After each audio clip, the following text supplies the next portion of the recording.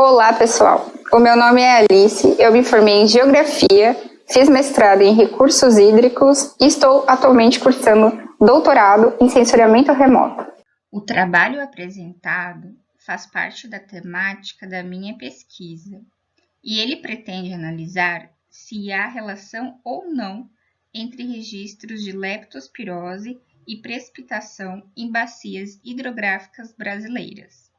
Como introdução, apresentamos o fato de que precipitações elevadas causam sobretudo inundações, que é o transbordamento das águas de um canal de drenagem atingindo as áreas marginais, ocasionando então desastres hidrometeorológicos.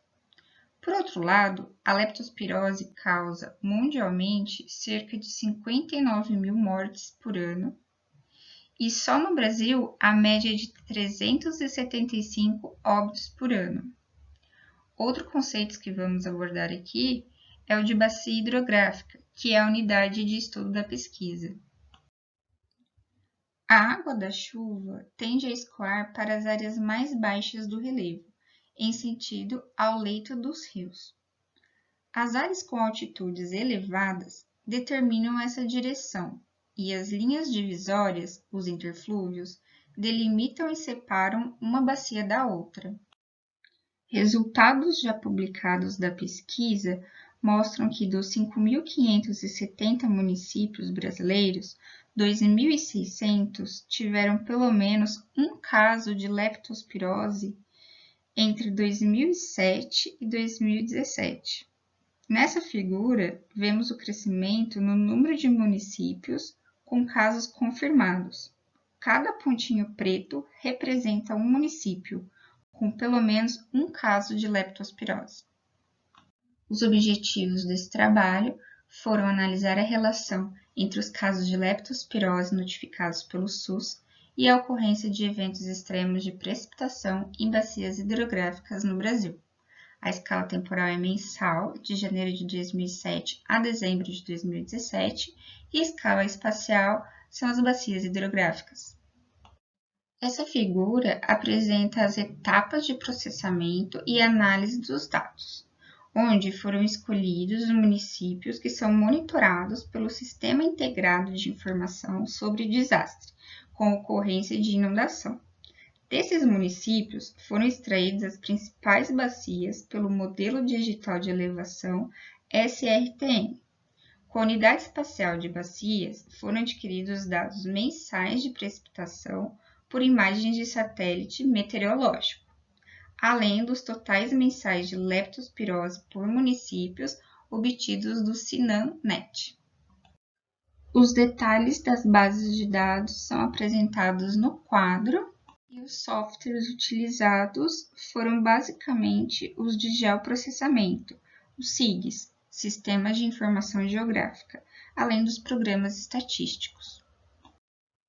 A extração das bacias hidrográficas seguiram uma metodologia amplamente utilizada através dos dados topográficos SRTM, que consistem nas etapas de direção de fluxo, fluxo acumulado, e aí a extração da bacia hidrográfica. Foram selecionadas 22 bacias hidrográficas com diferentes escalas, diferentes tamanhos. Por isso, nas figuras, algumas sobrepõem-se às outras. Foi construído no ArcGIS um modelo para automatizar a extração da precipitação mensal dos 11 anos de estudo para cada uma das 22 bacias hidrográficas. Em cada bloco, há uma etapa de processamento espacial, geoprocessamento.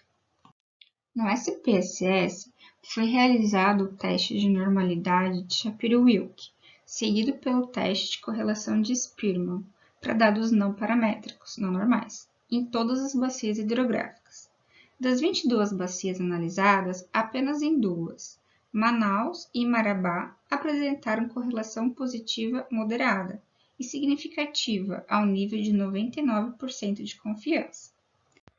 Para as outras bacias, como Santarém, Rio Branco, Sena Madureira, Porto Velho, Vitória do Jari, Blumenau e Uruguaiana, elas apresentaram apenas uma correlação significativa. Esses modelos lineares, apesar de serem muito aplicados, eles são limitados e nem sempre eles conseguem modelar relações tão dinâmicas como essas. Por causa disso, uma vez que continuamos trabalhando nessas análises, trazemos aqui resultados mais recentes, com análise de séries temporais de modelos dinâmicos. Nessa análise, a leptospirose é modelada por um nível médio, mais a sazonalidade, mais o efeito da precipitação, que resultam no valor predito, representado pelo eixo Y do gráfico. Quando acrescido o valor do erro, temos o valor observado da leptospirose, representado pelo eixo X do gráfico. Esse gráfico ele mostra a dispersão entre os valores preditos e os valores observados da leptospirose, evidenciando um ajuste satisfatório. Aqui apresentamos a modelagem da ocorrência de leptospirose, decompondo a variabilidade nas componentes temporais, avaliando conjuntamente a significância da covariável precipitação.